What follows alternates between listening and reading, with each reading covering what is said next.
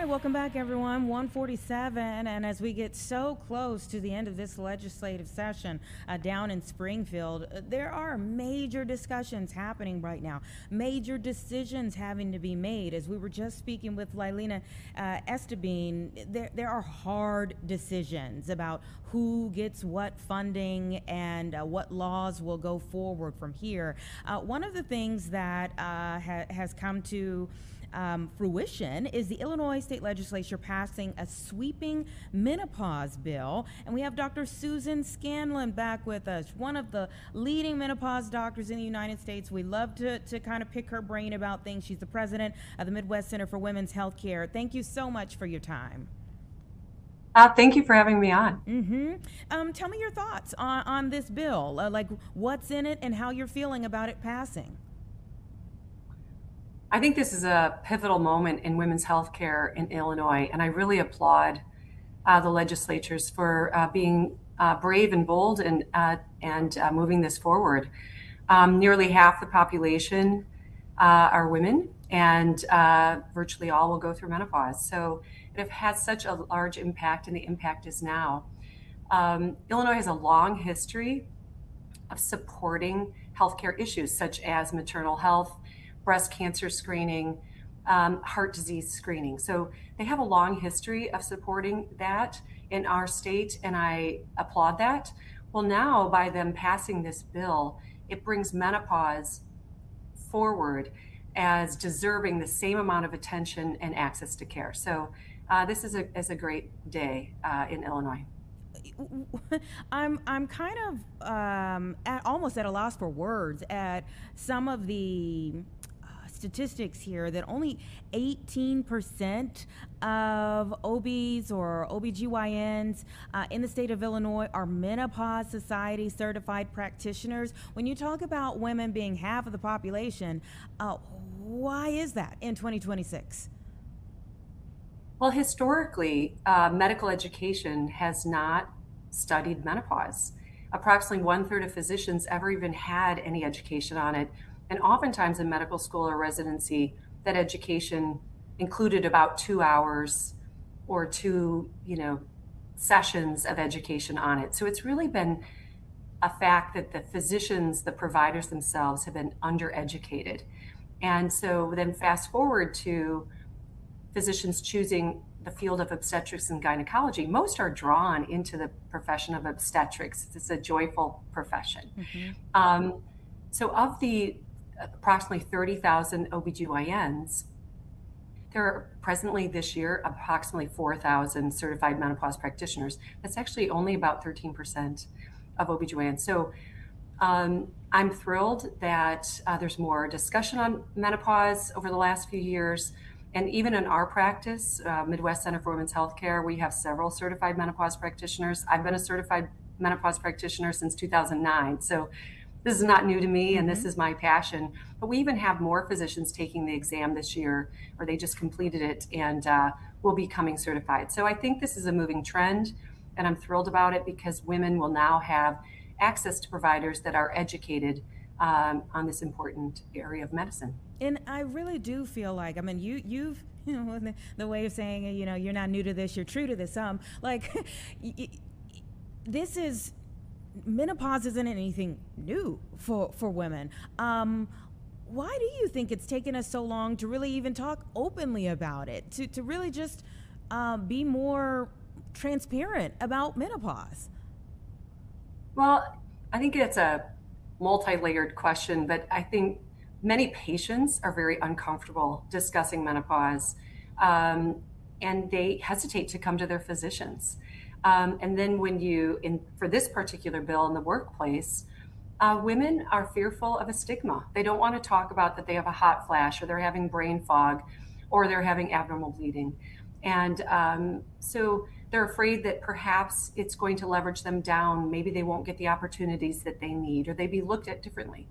So the patients themselves are intimidated to speak to their doctors, and women are intimidated to speak about it in the workforce. So bills such as this that brings it forward, and it was a bipartisan bill, really shows that people are ready to take this conversation on, thankfully. And the medical community is now ready to embrace the topic. Looking at, for example, the Menopause Society, they have what's called Next Gen Now. They're investing millions of dollars over the next few years into the education of physicians and providers.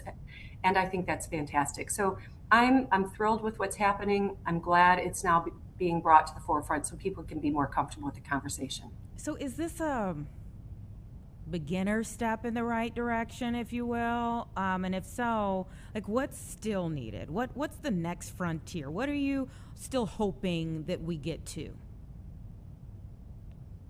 Well, Illinois is leading the way. It's one of the first states that has adopted a bill. So I applaud Illinois.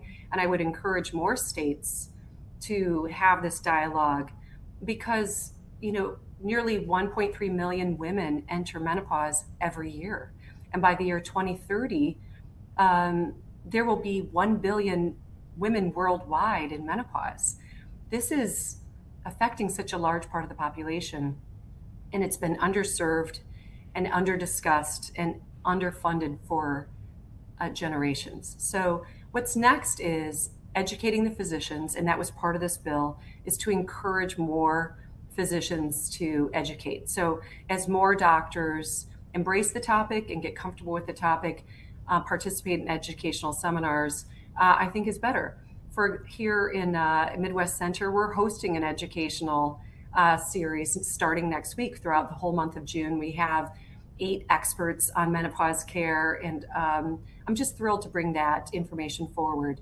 Further, I think this bill expanding insurance coverage is fantastic. I can't tell you how many patients come to the office and they need medical care. And I prescribe, for example, hormone therapy that's been around for decades. People talk about it like it's new, but it's not. And it's, their insurance coverage is, they're going to be charged out of pocket between $100 and $400. That makes no sense to me when the patent on the medication was taken care of, a decade ago. So the bill that expands insurance coverage for medications, I think is fantastic. Osteoporosis medications are going to be expanded, and those can range any from hundreds to thousands of dollars. Patients can't afford that. So I think that's really a great step forward. And then the workplace protections. I think we shouldn't have fear of that. I think this conversation needs to be had. I've been speaking in companies about what they can do for their employees, and then really bringing it to the HR departments about incorporating some policies that don't have to be expensive. This doesn't have to be burdensome, but it really can help keep the women in the workforce productive, providing for their families, and having access to care that gives them a great quality of life as well. Let's say there is, and I feel like, having discussions about menopause, it doesn't just help women, it helps men too. Sure.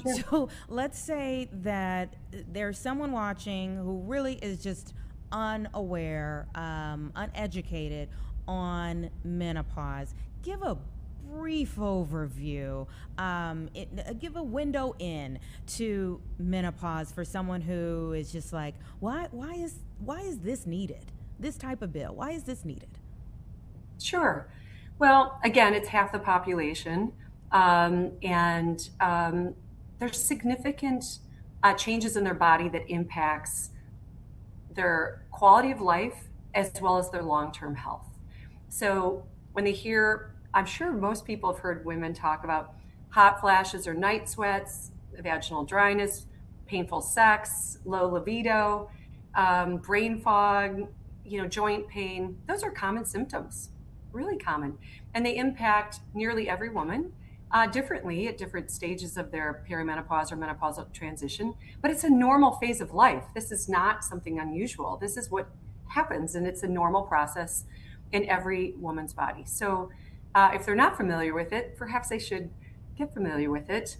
And there's a lot of treatment options available. So if you can support a woman through this transition, they will have less of the symptoms that can impact the quality of the relationships inside their family, the relationships in their workplace. And the woman can therefore also be more productive in her day taking care of her family, getting the things done that she needs to run her household, doing a better job in the workspace. So if she has the medical treatments that are available, if she's made to feel comfortable discussing it with her doctor and the people in her family, and hopefully in the workplace as we move forward with that, and she can get the treatment she needs, odds have it that women are going to be working more years and have a greater quality of life due to symptom reduction and have better long-term health. So talk to your doctor, reach out to a certified menopause practitioner if your doctor's uncomfortable with it. And hopefully you bring forward the question about men. Hopefully men will become more comfortable with the topic as well. But we as women have to be comfortable with the topic and talking to our colleagues, our physicians, our families. And I do think collectively we all move forward and it's beneficial for everybody. And Dr. Susan Scanlon, we always appreciate having you here. We did get a question about how many Midwest centers for women's health care are there? Oh, so we have one Midwest Center for Women's Healthcare, but we have 25 locations, all the way from the city, throughout the suburbs, northwest suburbs, southern suburbs, and then also into southern Illinois. So we have many locations. And again, we invite you to, we're having a perimenopause and menopause education series. It's starting on June 1st. You can look to our website, Midwest Center for Women's Healthcare.com. That's mcwhc.com. You can look on my LinkedIn page, Dr. Susan Scanlon, also for a link. And we'd love to see you there.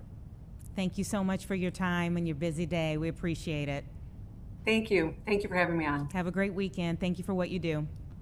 Thank you. Mm-hmm.